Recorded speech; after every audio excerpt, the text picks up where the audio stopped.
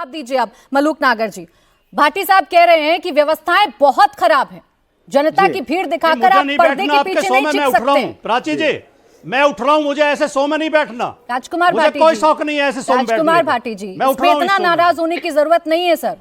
राजकुमार भाटी जी, इसमें इतना नाराज होने की जरूरत नहीं है। एक सवाल आपसे क्या पूछ लिया, आप शो से उठने के लिए तैयार हो गए। दर्शक भी देख रहे हैं, पूरा जवाब आपने दिया और अब जब आपसे सवाल पूछ लिया तो आप शो से उठकर जाएंगे। जवाब नहीं है आपके पास। बोले मलूक नागर जी। प्राची जी, एक तो राजकुमार भाटी जी तो हमारे बहुत ही प्यारे भाई हैं, पर आपने उनको ऐसा कर दिया कि उठने को तैयार हैं, तो मैं उनसे प्रार्थना करूंगा वो थोड़ी देर बैठ जाएं और मैं बड़े शालीनता से अपनी बात उनको सुनाना चाहता हूं। देखिए, ये जो कह रहे हैं राजकुमार भाटी जी कि पूरा डिटेल में जो इन्होंने चर्चा करी, तो इनको शायद ये जानकारी नहीं है कि जो सो कॉल्ड इंडिया गठबंधन का ये पार्ट है, जिसमें सबसे बड़ी पार्टी कांग्रेस है, और कांग्रेस ने के जिस दिन राष्ट्रीय अध्यक्ष बने वो सनातन धर्म के खिलाफ बोले। गंगा स्नान, गंगा मैया सनातन धर्म के ही व्यवस्थित एक पूरे के पूरे परिवेश में आता है।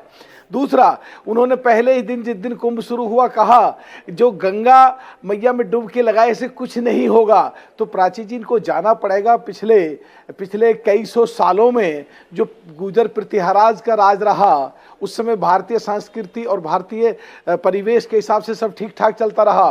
फिर लोधी का शासन आया, फिर मुगल्स का शासन आया, फिर अंग्रेजों का शासन आया, उसमें धज्जियां उधेड़ी गईं। जो सनातन धर्म के लोग हैं, जो हमारी भारतीय संस्कृति है, उसको छेड़ा गया।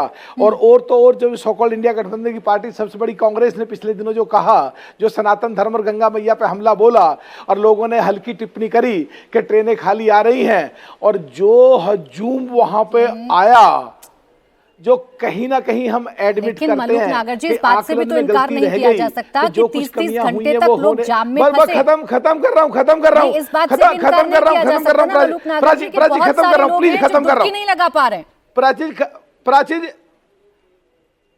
जी, खत्म कर रहा हूं ना, मैं वही बात कह रहा हूं। आप अपने शब्द आप कह रहे हैं, वही मैं आपकी बात कहना चाह रहा हूं। तो कहीं ना कहीं आकलन में कुछ कमी रही, तो उसमें हम डेली, सरकार संवेदनशील है, सुधार कर रहे हैं। आप एंकरिंग कर रहे हैं, आपके टेलीविजन पे आपकी एंकरिंग में सुधार की गुंजाइश है। देश की सब प्रदेशों में विधानसभाओं में सुधार की गुंजाइश है, इसीलिए अमेंडमेंट बिल आते हैं। देश की पार्लियामेंट में सुधार की इंप्रूव की गुंजाइश होती है। मलूक नागर जी, मैंने बिल्कुल नहीं कहा कि सुधार की गुंजाइश नहीं होती, लेकिन इतना बड़ा आयोजन कर रहे हैं, एडवर्टीजमेंट दे रहे हैं, आपको खुद अनुमान था कि भारी भीड़ आएगी, तो उस हिसाब की व्यवस्थाओं पर सिर्फ एक सवाल था, छोटा सा सवाल था बस। अरे भाई, जवाब दे रहा हूं, प्लीज जवाब दे रहा हूं। आपने वो शो छोड़ के गए हैं, कांग्रेसी बैठे हुए हैं, तो मुझे बोलने दो, एक आधी मिनट तो बोलने दो प्लीज। बोलिए ना मलूक नागर जी, आप सब बोल रहे हैं, बोलिए। गुंजाइश जो है, हम डेली इंप्रूव करते हैं, डेली इंप्रूव कर रहे हैं। सरकार संवेदनशील है, और जो विपक्ष के लोग, केजरीवाल जी जैसे, जिनका भांडा फूट गया, साफ हो गए, कांग्रेस जिसका सो कॉल्ड इंडिया गठबंधन का जो था भड़ाका हो गया, वो हर जगह हार रहे हैं, सब बिल्कुल साफ। अजय जी, क्या विपक्ष के आईने में सिर्फ आलोचना ही नजर आती है? वहां जो इतना जन सैलाब उमड़ा हुआ है, श्रद्धालु जो उमड़े हुए हैं, क्या वो विपक्ष को नहीं दिखता? हालांकि आप तो कहते हैं कि गंगा में डुबकी लगाने से गरीबी नहीं मिटा करती।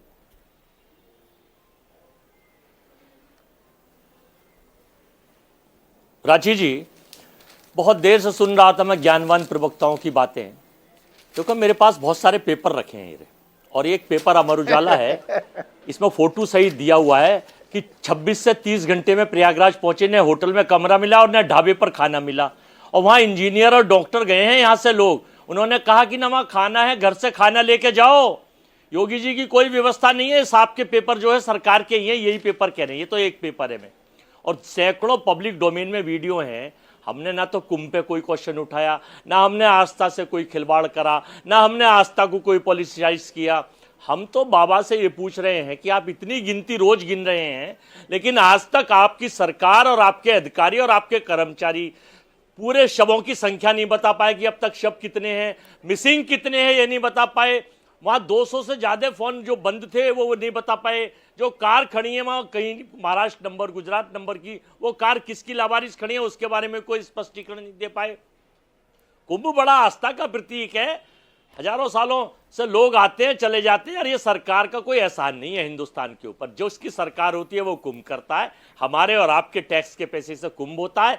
लेकिन अव्यवस्थाओं के दौर पर अगर विपक्ष ये चीजें बताएगा, विपक्ष को बतानी चाहिए, विपक्ष ये बताएगा तो सरकार को उस पर चिंतन करना चाहिए, मंथन करना चाहिए। लेकिन सरकार तो पॉलिटिकल, लेकिन आप तो ये बता रहे हैं ना कि गंगा में डुबकी लगाने से गरीबी नहीं मिटा करती है।